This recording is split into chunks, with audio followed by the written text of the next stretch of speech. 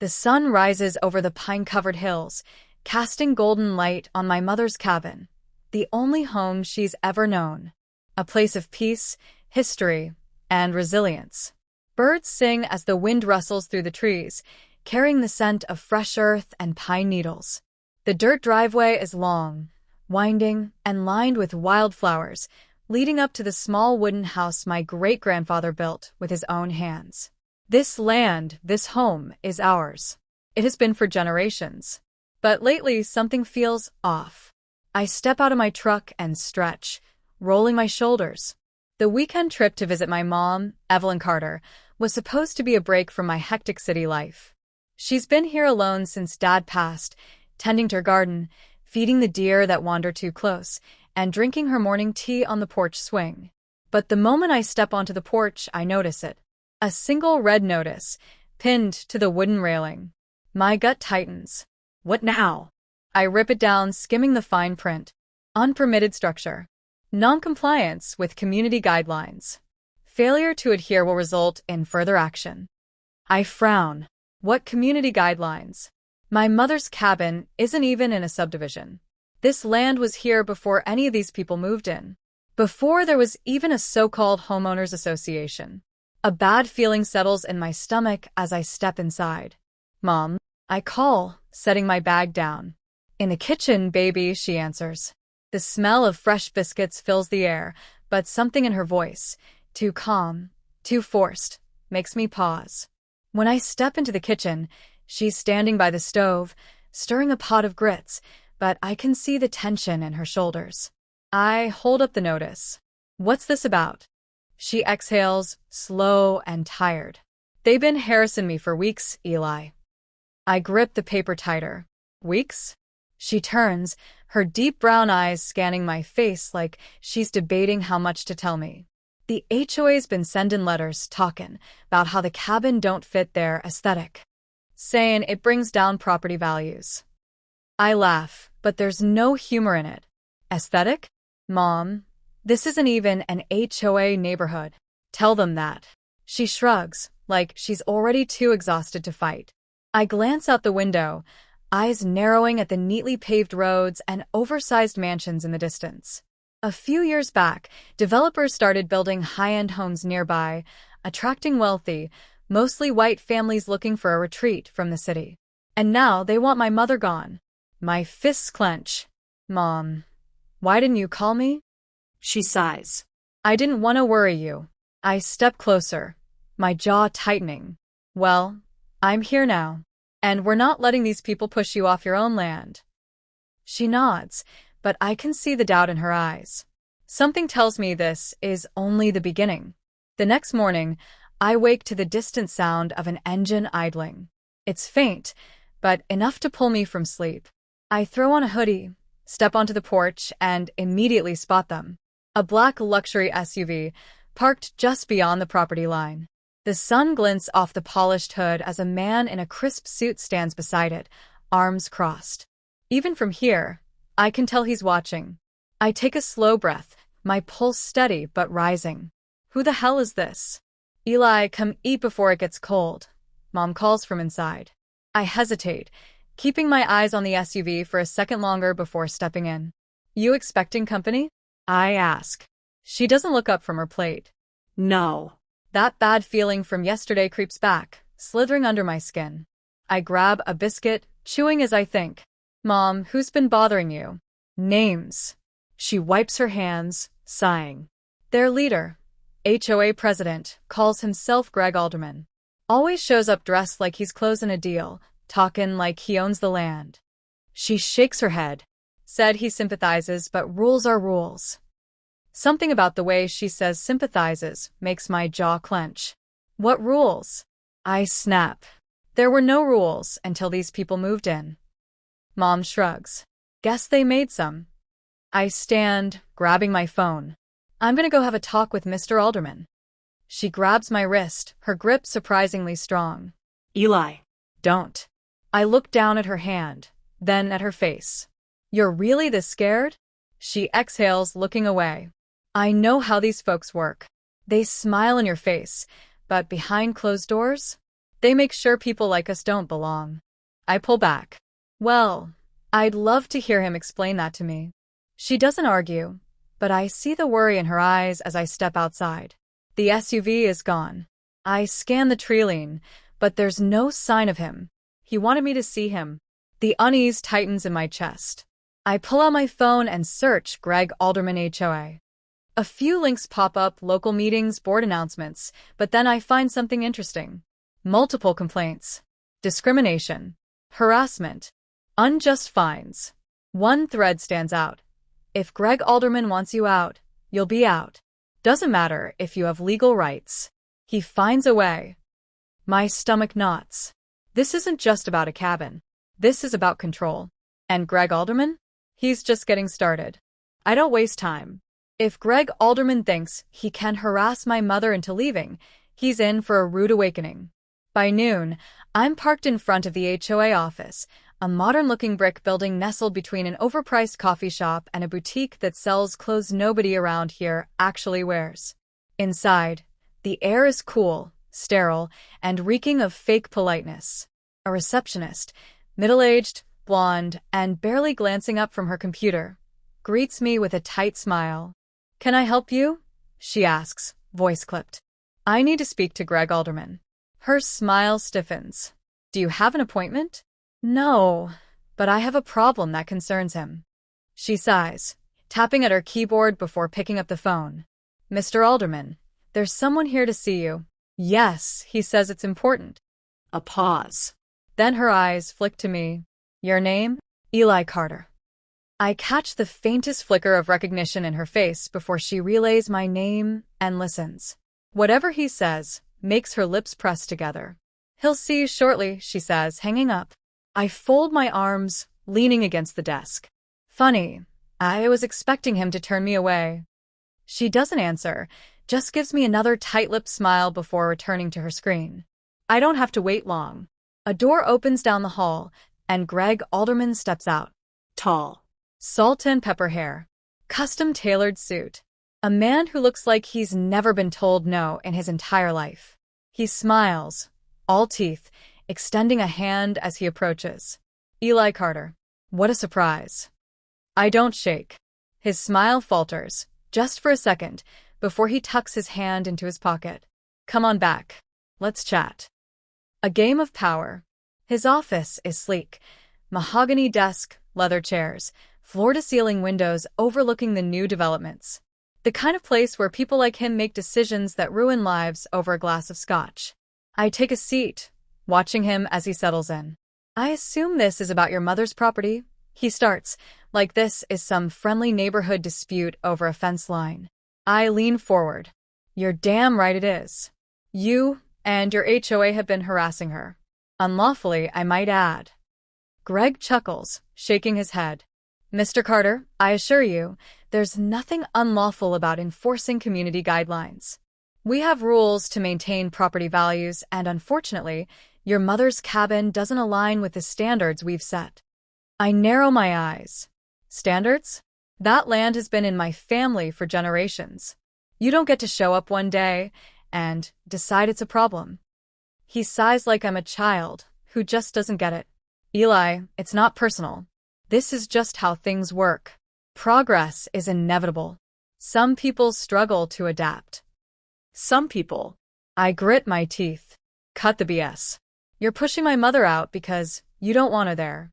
He spreads his hands, feigning innocence. "Now, I wouldn't say that. But if she were to sell, we'd be happy to offer a generous price." I scoff. "Right. Because if she refuses, you'll just keep making her life hell until she gives up." Greg doesn't answer, just holds my gaze with that smug, knowing smirk. I stand. "I see how this works. But you messed up, Alderman." His brow lifts. "Oh." I slide my phone from my pocket and tap the screen. "You've got a reputation. I found complaints, people you've bullied, fined into bankruptcy, forced out of their homes." Greg sighs, clearly unimpressed. "And what exactly do you plan to do with that?" I meet his gaze. "Expose you." They take it too far. By the time I pull up to my mom's cabin, my blood is still boiling. I need a plan, evidence, allies. But then I see it. Barbed wire, wrapped around the property like a damn prison fence. My stomach drops as I slam the truck door and sprint toward the porch. Mom, she steps out, arms crossed. But instead of anger, I see something else in her eyes. Resignation. They put it up this morning, she says quietly. Said it was for safety concerns. I whirl, scanning the road. A few HOA trucks sit nearby, their workers lingering, watching. Greg Alderman thinks he's won. He thinks he's already pushed us to the breaking point. But he just made his biggest mistake. Because he doesn't know who my mother really is. I take a slow breath, forcing my rage down. Not yet. Not like this. Instead, I pull out my phone and start recording. The camera captures everything. The barbed wire, the smug HOA workers standing by their trucks, and my mother's property, now looking more like a detention center than a home. This is what they're doing, I say into the camera. Illegal property seizure, harassment, and intimidation. And for what? Because they don't want a black woman living in their neighborhood? One of the workers shifts uncomfortably. The others? They keep watching, unbothered. Greg Alderman is nowhere in sight, but I know how men like him operate. He's waiting, watching from a distance, convinced that we'll break under pressure. He's wrong. I send the video to a few local news contacts and post it online with a single caption. HOA thinks they can bully my mother out of her home. Let's see how they feel when the world is watching. Then I make a call. The face-off. It doesn't take long. 30 minutes later, a sleek black SUV rolls up, and out steps Greg Alderman in his tailored suit, looking every bit like the self-important king of a kingdom he built on fear. He takes in the scene with a slow, satisfied smirk. "Mr. Carter," he says, voice dripping with condescension. "I see you've been busy." I cross my arms. "Not as busy as you." "What's the matter, Alderman? Fencing wasn't enough? Were you planning on bulldozing the house next?" Greg chuckles. "Oh, don't be so dramatic. The fencing is a temporary security measure. After all, we wouldn't want any trespassers wandering onto private property." My jaw clenches. This is not private property. My mother owns this land outright. He shrugs, eyes gleaming. The HOA has the authority to implement necessary measures to maintain the integrity of the community. If you have an issue, take it up with the board. The arrogance in his tone sets my teeth on edge. He thinks he's already won, that we're powerless. Then he plays his final card. "Speaking of which," he says, voice dripping with feigned sympathy, "your mother's failure to comply with our regulations has forced us to escalate matters. We've petitioned for an eminent domain hearing. If successful, the county will reclaim this land for community development." Mom stiffens beside me. I feel my breath slow. Greg smirks, lowering his voice. "You don't have the resources to fight this, Carter. Be smart. Walk away. Take the money while I'm still offering." I exhale, slow and steady. Checkmate, huh? I let the silence stretch. Let him bask in his delusion. Then, finally, I speak. The big reveal. "You really don't know, do you?" I ask, voice calm. Greg's smirk falters. "Know what?" I gesture to my mother, who steps forward. Composed. Unshaken. Smiling. "Greg Alderman," she says, voice smooth as silk. "Let me introduce myself properly. I am Evelyn Carter, State Mayor." Dead silence. For the first time, Greg looks shaken. I watch, savoring the moment as confusion flickers across his face. Then doubt. Then pure panic. Mom folds her arms. And as of this morning, I've already spoken with the governor's office. The state has launched a full investigation into your HOA's illegal property encroachments, discriminatory practices, and fraudulent petitions. Greg pales. That's ridiculous. I've followed all legal procedures." Mom cuts him off. "Did you now? Because last time I checked, your HOA has no legal jurisdiction over my land." I take out my phone again, scrolling to a document. "And here's the kicker, Greg. You filed falsified zoning paperwork to the county. This land isn't under your HOA's authority at all. I turn the screen toward him. The proof is right there. Greg stumbles back. The confident, smirking man from earlier? Gone. Replaced by a sweating, stuttering fraud. Why you don't understand, he sputters. This is just a misunderstanding. I was only trying to… To what? Mom interrupts, stepping closer. Steal my land? Push me out? Make sure people like me don't ruin your picture-perfect neighborhood? Greg's mouth opens. Closes. He has nothing left to say. But we're not done. Not yet. Mom pulls out her phone, dials a number, and puts it on speaker. This is Mayor Carter, she says smoothly. I'd like a full legal injunction against the HOA of Willow Creek, effective immediately. I also want the county to seize all fraudulent records tied to their zoning petitions.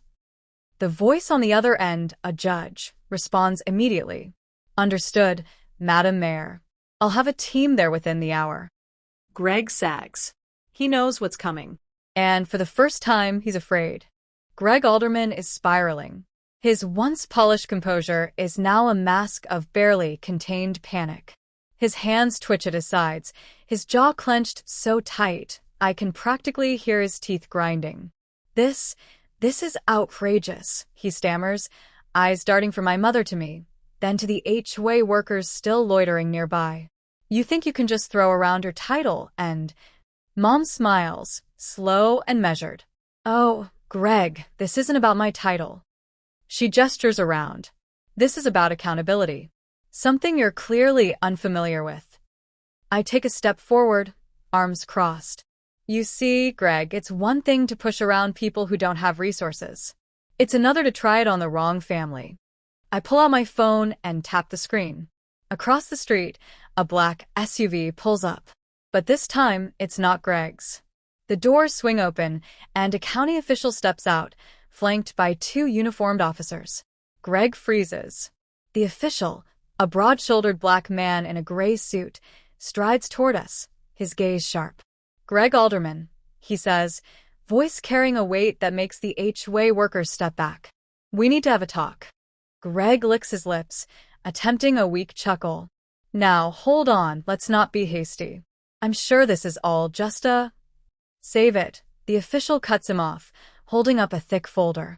We've received multiple complaints about your HOA's activities, fraudulent fines, illegal foreclosures, racial discrimination. He flips through the pages. And let's not forget the falsified zoning request you personally submitted. Greg's face drains of color. The official's lips curl in a smirk. We obtained the original zoning documents from the county archives. Your forged version? Sloppy work. And now, you're facing a full-scale investigation. Greg's hands shake.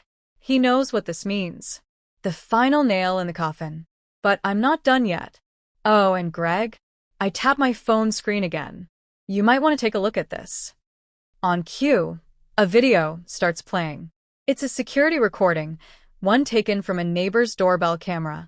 The footage shows Greg and a group of HOA workers installing the barbed wire fence in the early hours of the morning. But that's not the worst part. The audio crackles, and suddenly, Greg's voice rings out loud and clear. I don't care what it takes, get it done. If we have to make them uncomfortable, so be it. They'll leave eventually. They always do. A sharp gasp echoes from behind us. One of the HOA workers, a middle-aged white woman who had been silently watching, takes a step forward, her face pale. She swallows hard before speaking. I can't do this anymore. Greg whirls on her. Don't. But she keeps going, voice shaking. He told us to fine them for everything. To make sure they couldn't afford to stay. He said he didn't want certain people lowering the neighborhood's value. A murmur rises from the crowd. Neighbors, bystanders, people who had been too afraid to speak up before. Greg's world is crumbling. The official sighs. That's all we needed to hear. He turns to the officers. Arrest him. Greg lunges. No. You can't. The officer sees his arms before he can bolt, yanking them behind his back as handcuffs snap into place. He struggles, his face red with fury and humiliation. You can't do this to me. I built this neighborhood.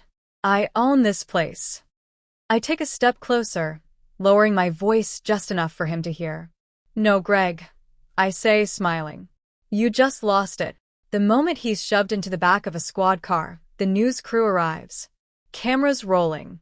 Greg Alderman, the once untouchable, arrogant HOA president, is now a disgraced fraud, his crimes exposed for the whole world to see. And as the reporters swarm, shoving microphones at the officials and neighbors, my mother turns to me, her eyes gleaming with quiet pride. We did it, she whispers. I squeeze her hand. No, Mom, I say, watching as Greg's car disappears down the road. You did. The next morning, Greg Alderman's mugshot is everywhere. The local news cycle is relentless. HOA president arrested for fraud and discrimination. National outlets pick up the story, diving deep into his history of shady dealings, illegal property seizures, and racially motivated harassment. Every skeleton in his closet is dragged into the light. Within days, the fallout is swift and brutal. His assets? Frozen. His career? Over. His name? Ruined. By the end of the week, the HOA crumbles. Several board members resign, terrified of legal action. The county announces a full audit of all HOA-run neighborhoods, ensuring that what happened here never happens again. And as for Greg, his lawyer tries to negotiate, but the evidence is too damning. Facing prison time and financial ruin, he takes the only deal offered, a guilty plea. A community awakens. The neighborhood isn't the same. For the first time, people talk. The same neighbors who once turned a blind eye now whisper about what they ignored for years. Some are ashamed. Others are angry. At Greg, at themselves, at the system that allowed this to happen. At the next town meeting, a woman, a middle-aged white resident who once voted for Greg's policies, stands up and speaks. I didn't realize, she says, voice shaking. I thought the rules were just about keeping the neighborhood safe, but we let him do this. We let him target families who never did anything wrong. She looks over at my mother. I'm sorry, she whispers. Mom nods, her expression unreadable. But I know her well enough to see it, the quiet relief behind her eyes. Because this isn't just about Greg. It's about changing a mindset, making people see the truth. And for the first time, they do. Reclaiming our peace. 2 weeks later, the barbed wire is gone. The house, our house, stands strong, untouched.